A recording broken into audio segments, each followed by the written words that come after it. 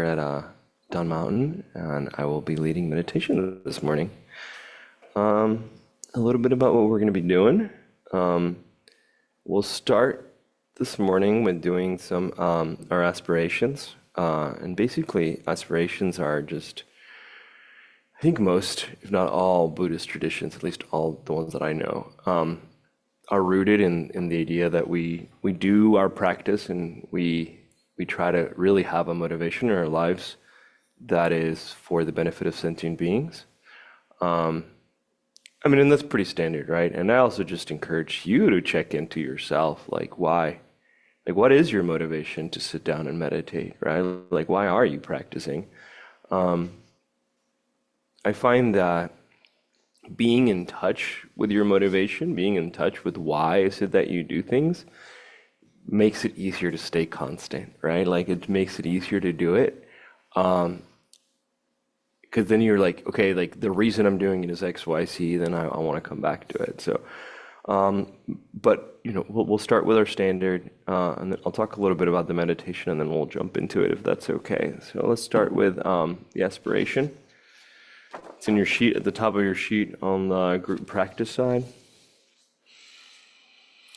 May all beings always have happiness and its causes. May all beings always be free of pain and its causes.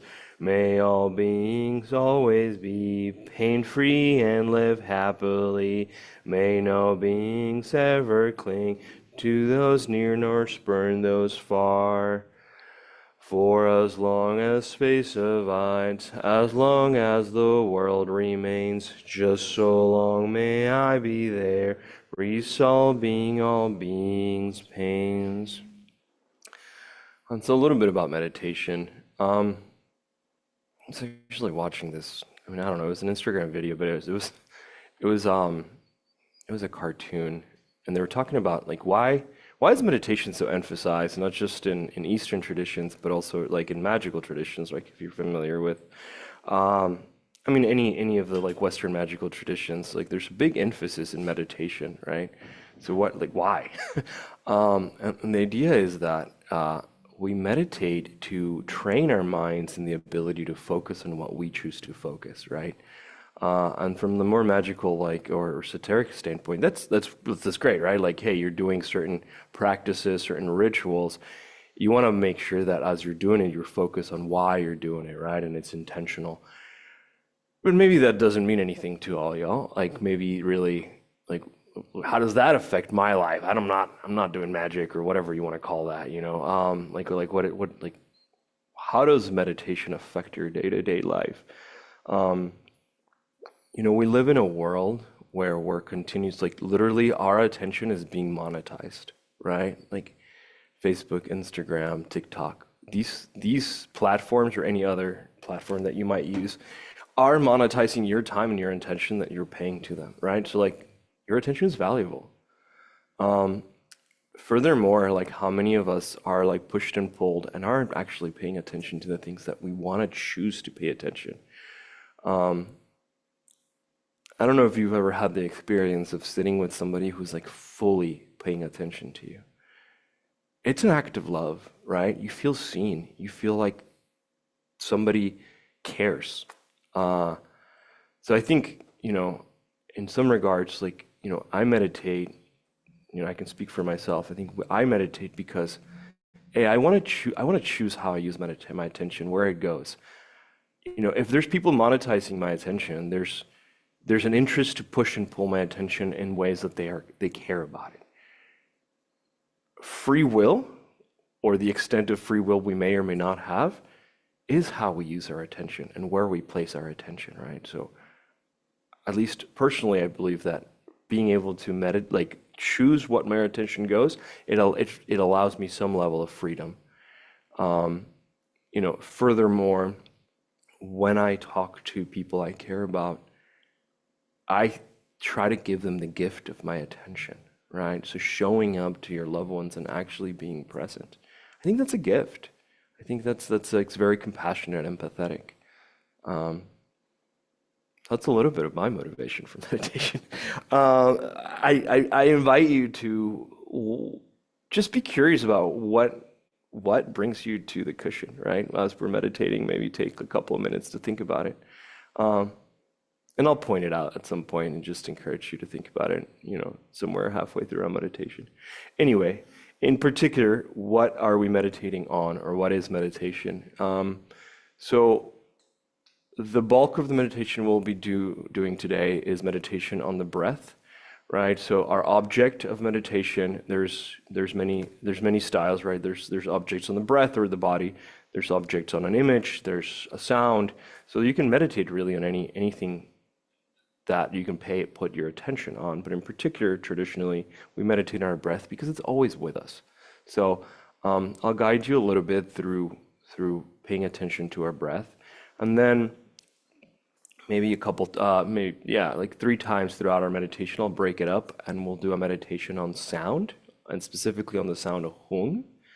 The sound hung is related to, it's the seed syllable of the Buddha mind, according to Tibetan Buddhism. But really, this is just meant to be, it's a very simple and yet profound teaching by our teacher's teachers, Asam Rinpoche.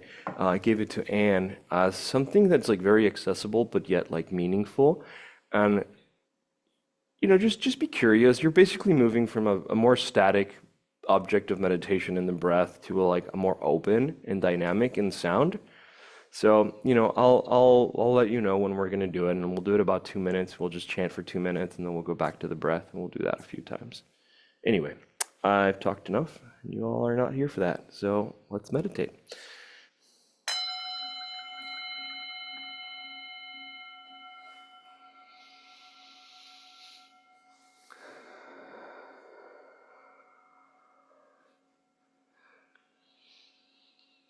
So allow your mind to come home, just invite it to come home here and now in your body.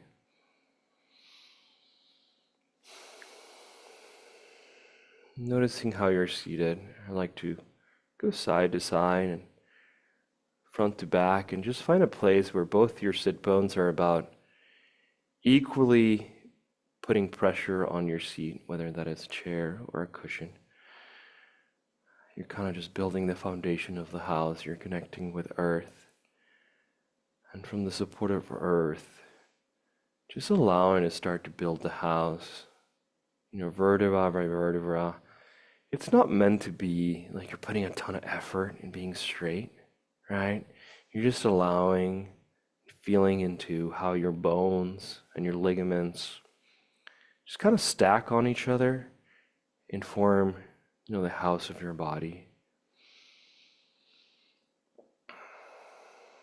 Tucking in your chin ever so slightly as you get to stacking your cervical spine so that your neck is in line with the rest of your spine.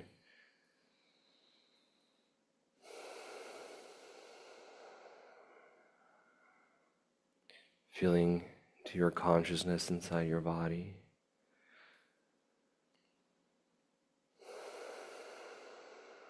And then maybe noticing if there's some extra tension, maybe in your shoulders, maybe your jawline. And bringing in, as you inhale, just some space into your shoulders, your jaw, your eyes. And then as you exhale, just letting go a little bit, right? Just allowing it to relax, letting go of some of your excess tension.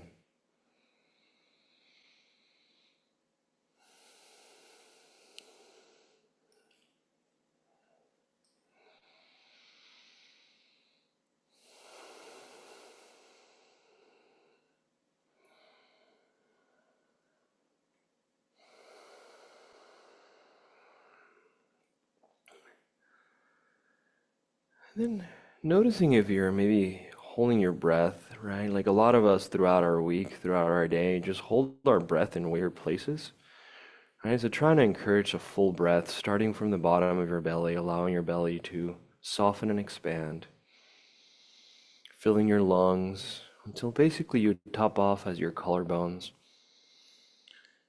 And then slowly releasing your exhales. Your inhales and your exhales are about just as long as each other.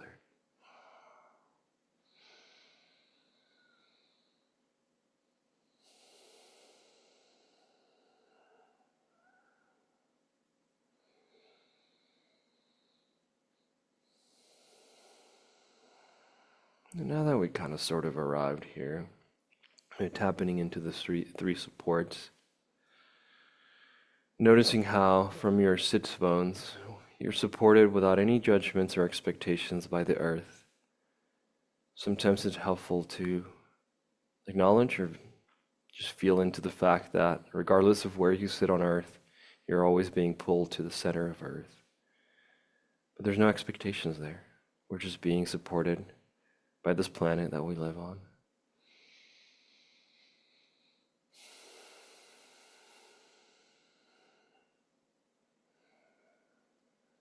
The second pillar of support is our skeletal structure, right? It allows us to sit here.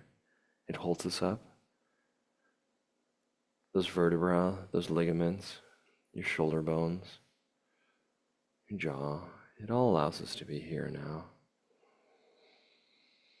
Feeling supported by your skeletal structure.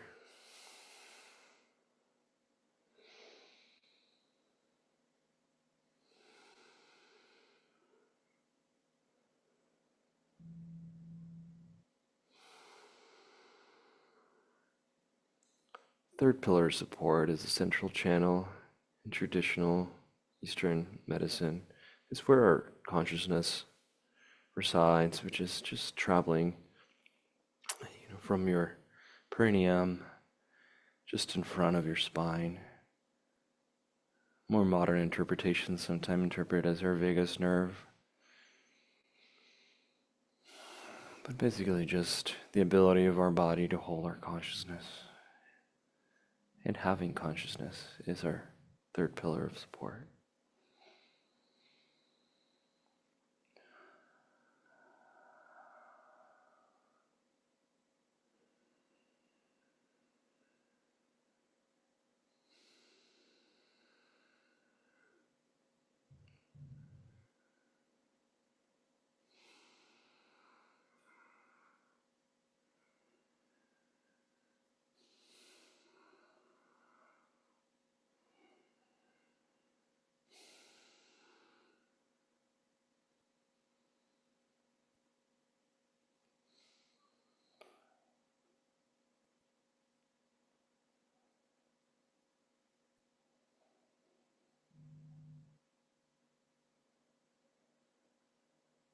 And just bring your attention to the breath.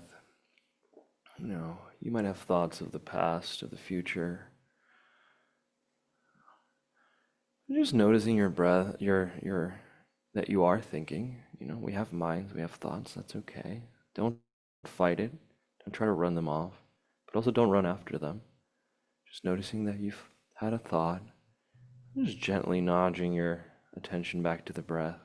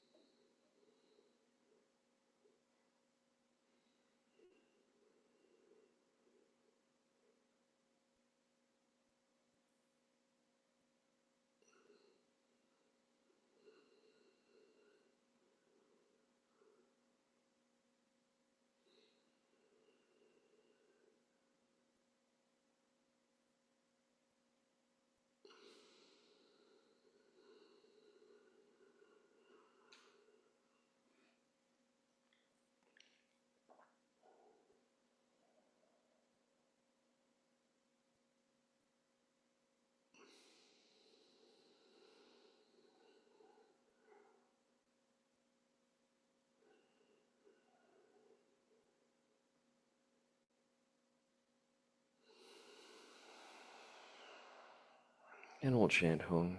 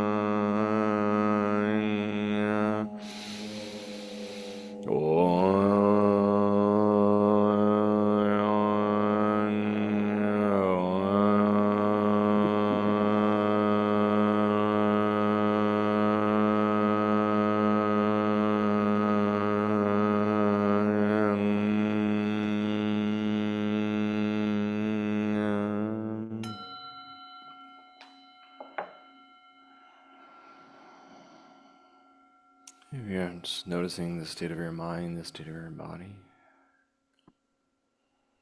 and then bringing the attention back to the breath. Tomorrow, so I'll still be gone all day at appointments.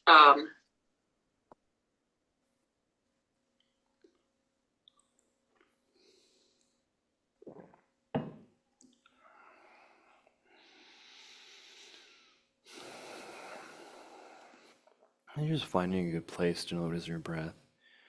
Maybe it's just the tip of your nose. You can feel the air coming in and out. Maybe it's your lungs expanding, or your throat. Or maybe you can trace your rested starting point at the bottom of your belly, the dough, or the muladhara. It's 3 fingers widths down from your navel and 3 fingers widths in. It doesn't really matter wherever it's accessible to you and a good place to pay attention. Just find it and just use it as your object of meditation.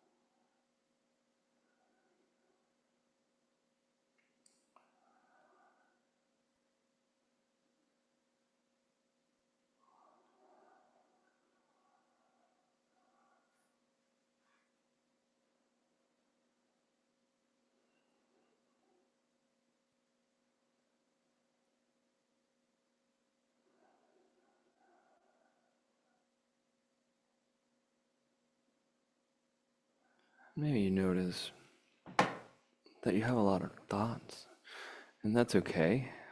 You have a mind, that's okay to have thoughts.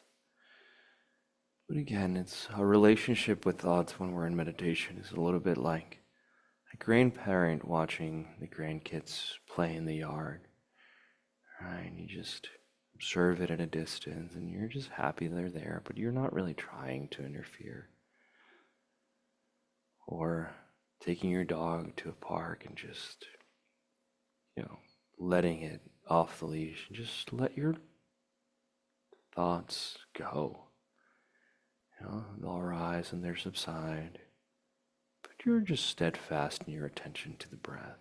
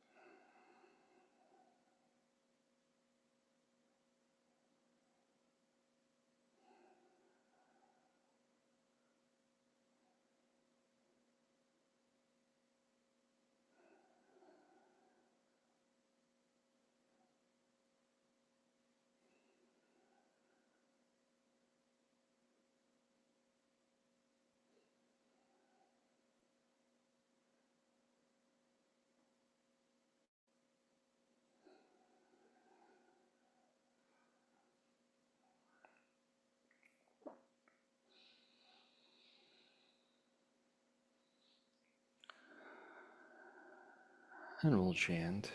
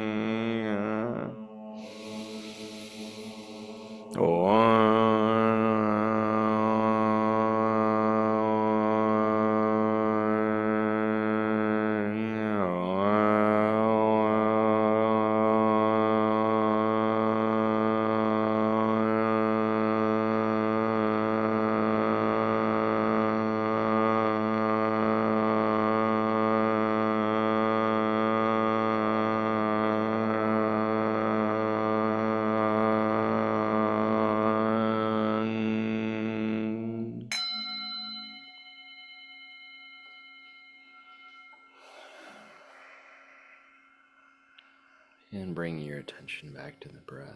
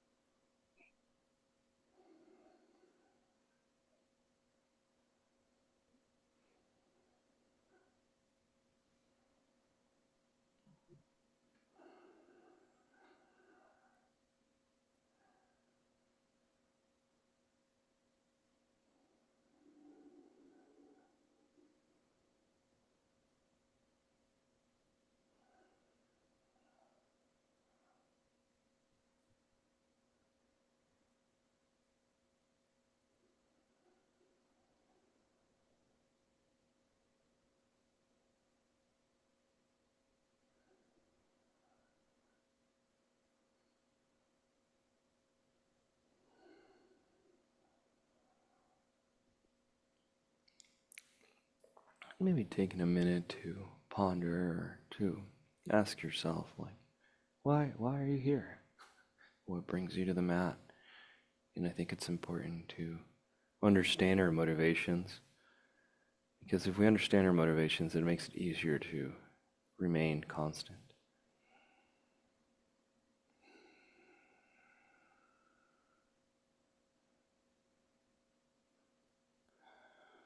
There are no right answers.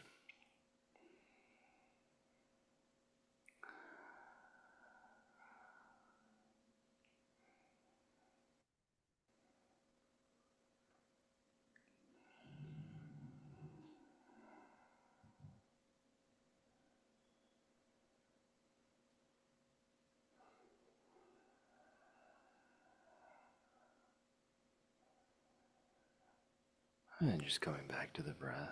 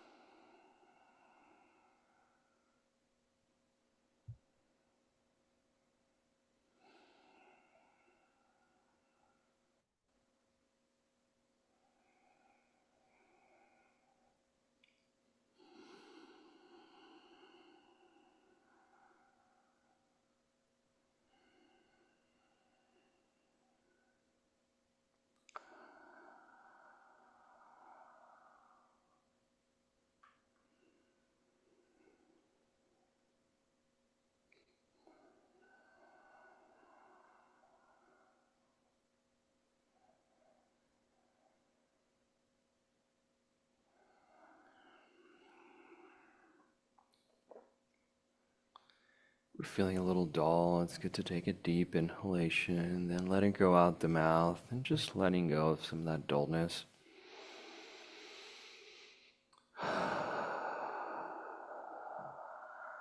And then as you inhale, just bringing in some alertness to the body.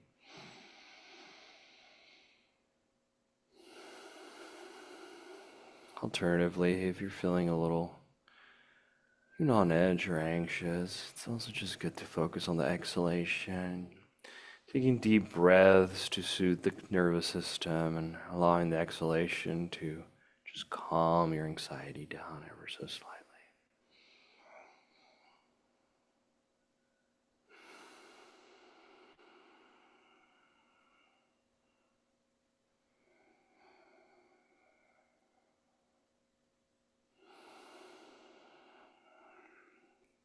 The deeper the breath, the longer the inhalation and the exhalation, the more it soothes our nervous system, the more it calms us, the more it alerts us.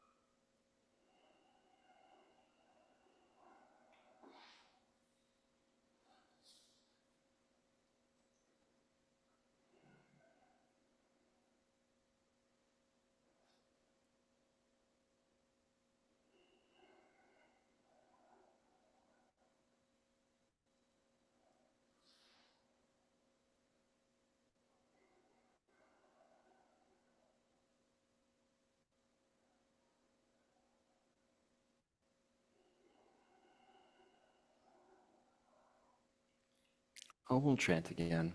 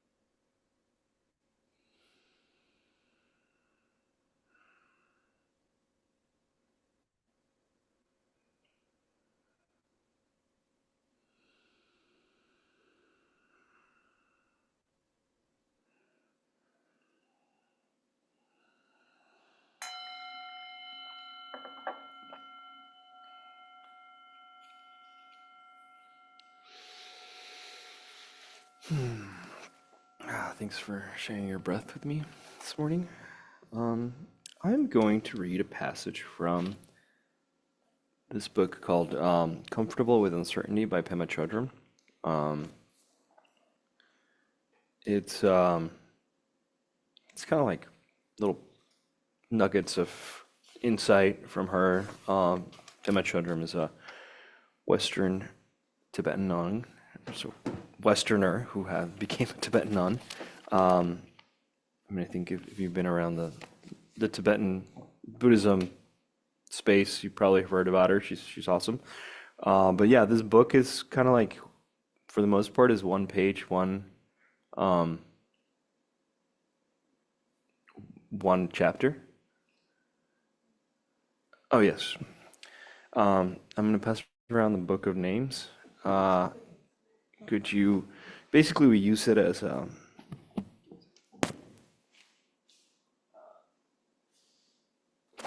you can put names in it.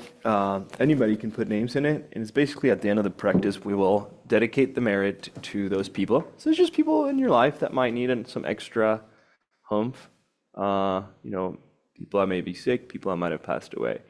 Um, and for you at afar, feel free to just type it into the chat, and we will get it in the book. All right. So anyway, back to what I was saying. So each chapter, each page is a chapter. So today I'm going to be reading chapter 101, the Sangha, and that's page 110. The Sangha. Taking refuge in the Sangha, other people on the path of the Bodhisattva warrior, doesn't mean that we join a club where we're all good friends, talk about basic goodness together, nod sagely, and criticize people who don't believe the way we do. Taking refuge in the Sangha means taking refuge in the brotherhood and sisterhood of people who are committed to taking off their armor. If we live in a family where all the members are committing to taking off their armor, then one of the most powerful vehicles for learning how to do it is the feedback that we give one another, the kindness that we show to one another. Normally, when somebody is feeling sorry for herself and begins to wallow in it, people pat their back and say, "Oh, poor you, poor thing," or "For Pete's sakes, get over it." But if you yourself are committed to taking off your armor, and you know that the other person is too, there is a way that we can actually give her the gift of Dharma. With great kindness and love, out of your own experience and of what is possible, we give her the wisdom of somebody else's probably gave you the day before when you were miserable. You encourage her not to buy into her self-pity, but to realize that this is an opportunity to grow and that everybody goes through this experience. In other words, the Sangha are people committed to helping one another to take off their armor by not encouraging one another weaknesses or tendencies to keep their armor on. When we see each other collapsing or stubbornly saying, "No, I think I like this armor," there's an opportunity to say something about the fact that underneath all that armor are a lot of festering sores, and a little bit of sunlight wouldn't hurt a bit.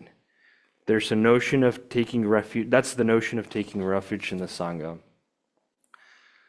So, maybe I'll just give a little bit of context. So, in traditional Buddhism, and specific to Tibetan Buddhism, maybe not specific to Tibetan Buddhism, but generally to Buddhism, we take refuge in the three jewels: the Buddha, right, the enlightened mind, the enlightened potential within all of us, the Dharma, which is the teachings that lead us in that direction, and the Sangha, which is the spiritual community.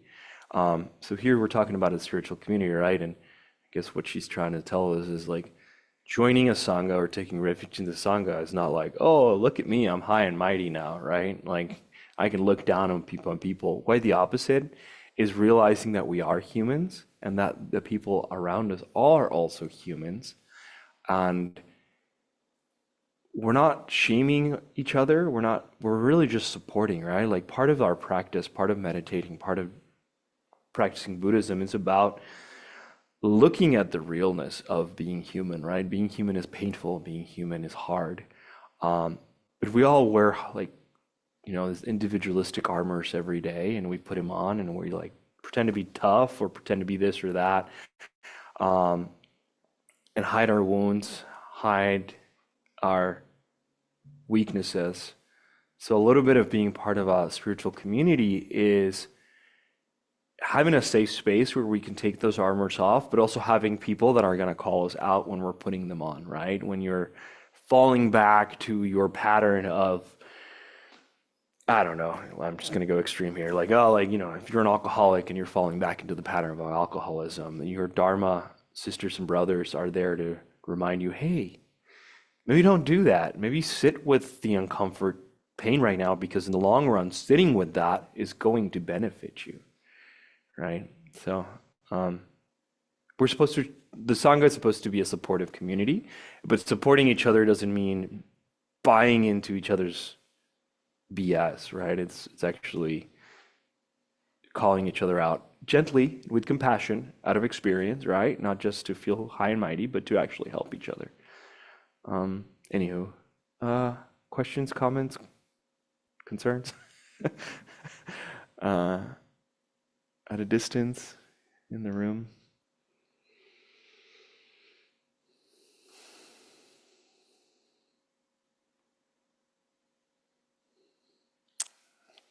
Well, then I'll talk for a couple minutes. I think in our society we're so individualistic, right? That it's really easy to think I can do it myself, right? I mean, I think in Buddhism also we're such a DIY, do it by yourself society that you pick up a book and you think, oh, I can learn Buddhism, I can practice by myself. I'm just gonna go do this thing in isolation, but you pay attention to what the teachings say, and it's kind of over and over again, and we're being told um, you need a community, you need a teacher. Humans are not meant to be rugged individualists. We are, we thrive as a group. We're pack animals, right? Like think about how we evolve. We do our best. We can't build things individually, right? Like we didn't build the pyramids one dude by himself, like carrying rocks, right? We did great things together. Um, and I think we've forgotten that in our society. We've overemphasized individualism. I mean, I ever think like little things like work. Um, when I try to go do something by myself, it's a lot of effort and takes a lot of time, and sometimes I fail. But when I do it with my team, and we all bring different skills, different abilities to the table, we get it done, and it's awesome. Um, so there's a lot of that we forget. Um, we're also not as tough as we think we are, like from a natural standpoint. Like we're these soft pink things or whatever, like we're just fleshy beings. We're not tigers, we're not hawks, like we're not this super tough animal. We're dominant because we do things together. And I think that's really what Buddhism is trying to tell us. Like you need your friends, you need your community to be able to thrive.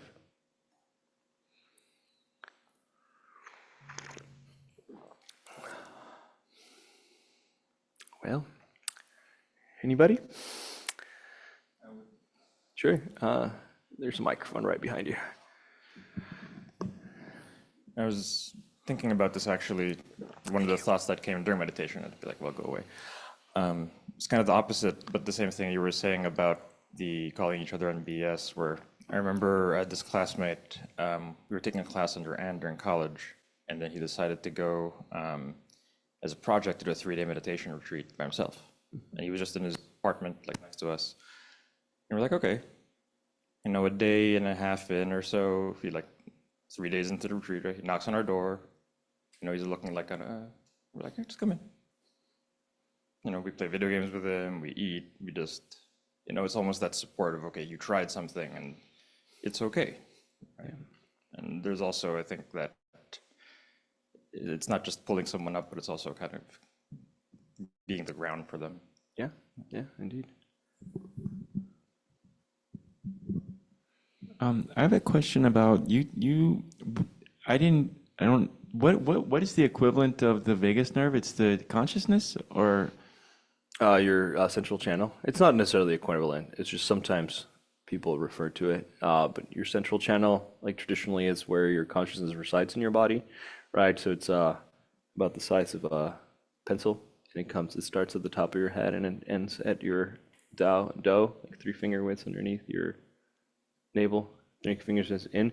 It's just I guess like a physical equivalent, like your vagus nerve being kind of following your spine, and a lot of our awareness sits in our spine, right? But it's not. I wouldn't just take it one for one. It's sometimes referred to as equivalent, but okay? yeah, Thanks. right behind you. Yeah. Hi, I just wanted to make a comment. I got laughter-induced fainting, and it's caused by stimulating the vagus nerve.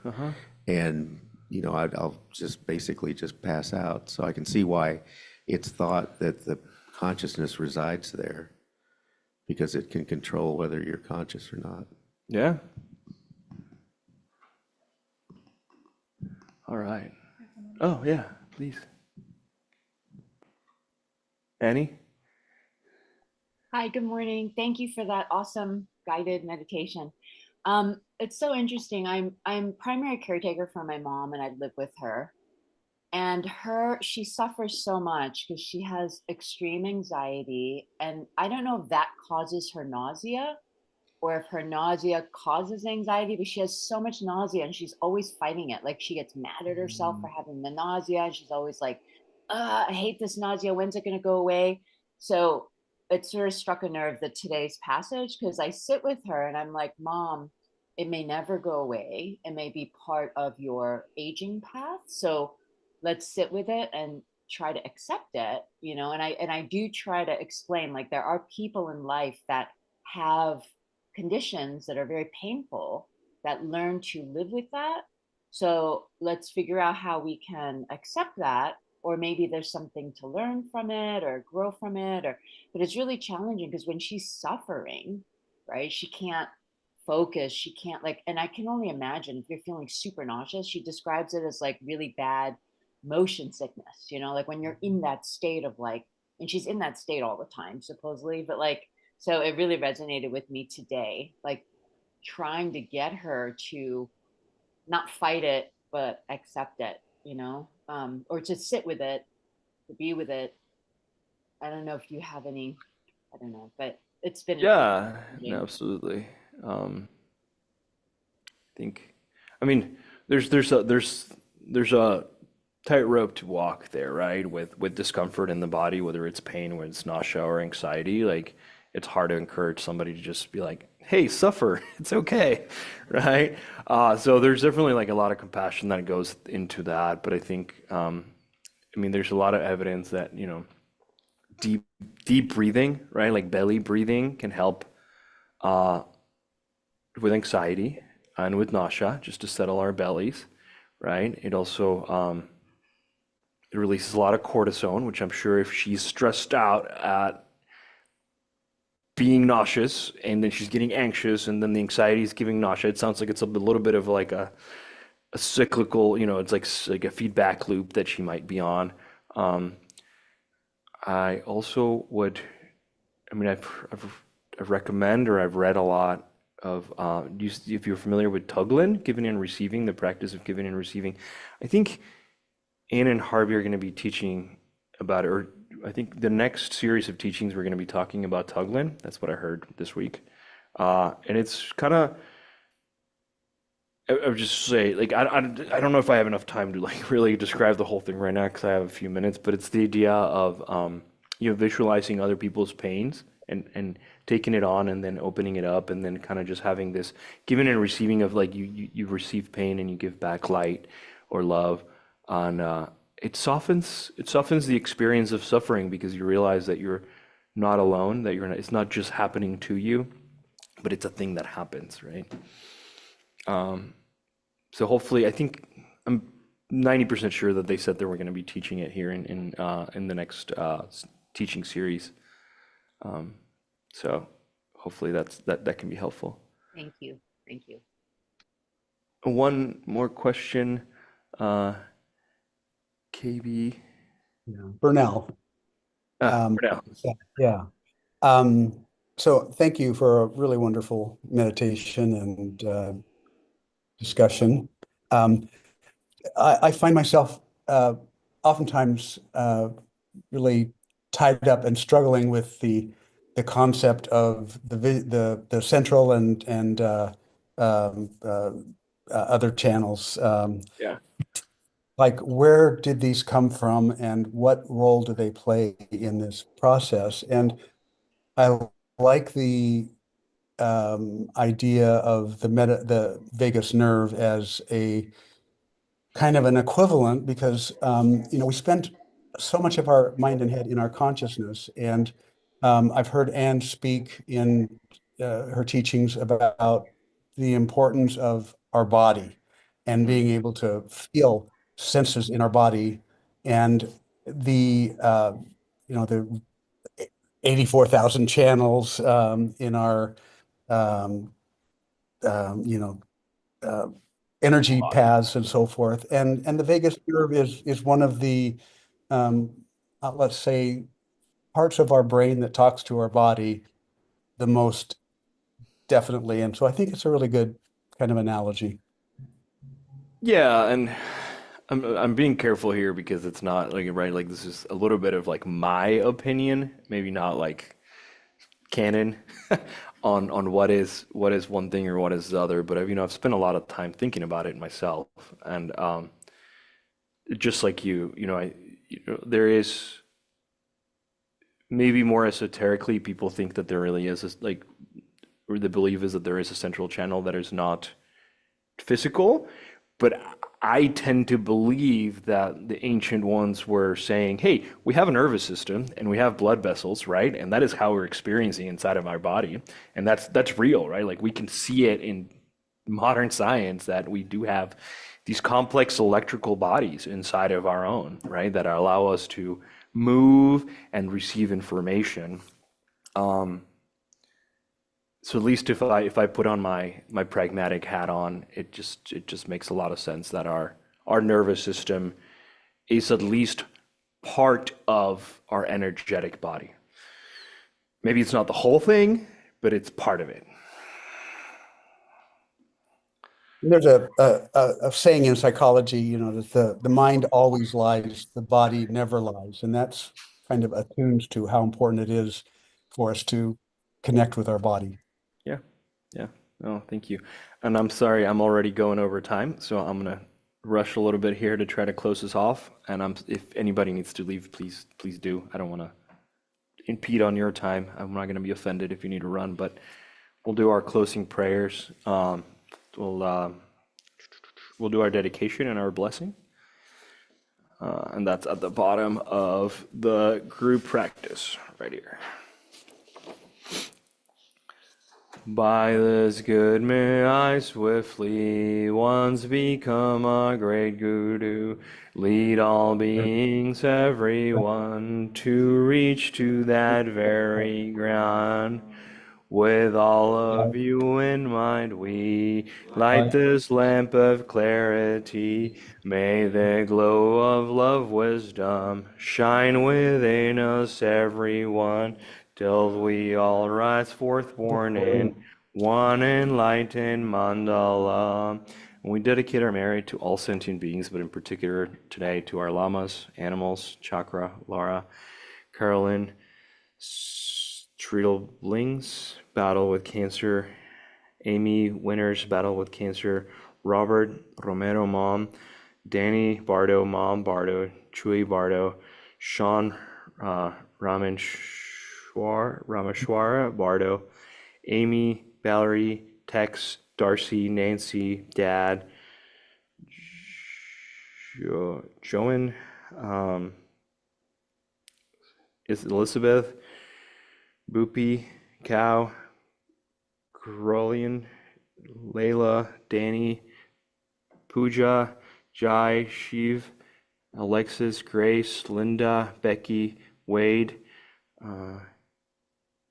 Cody, Jordan, Abby, Jai, Lori, Tara, 20, and beautiful, compassionate motherhood, Brenda Lowell, and her brother, Mac Marg.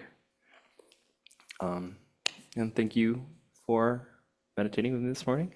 I hope you have a good rest of your day, and we'll close it all off with an ah. And as we chant ah, we give light to ourselves, to each other, we receive it, and then we expand it to really wherever your imagination might go.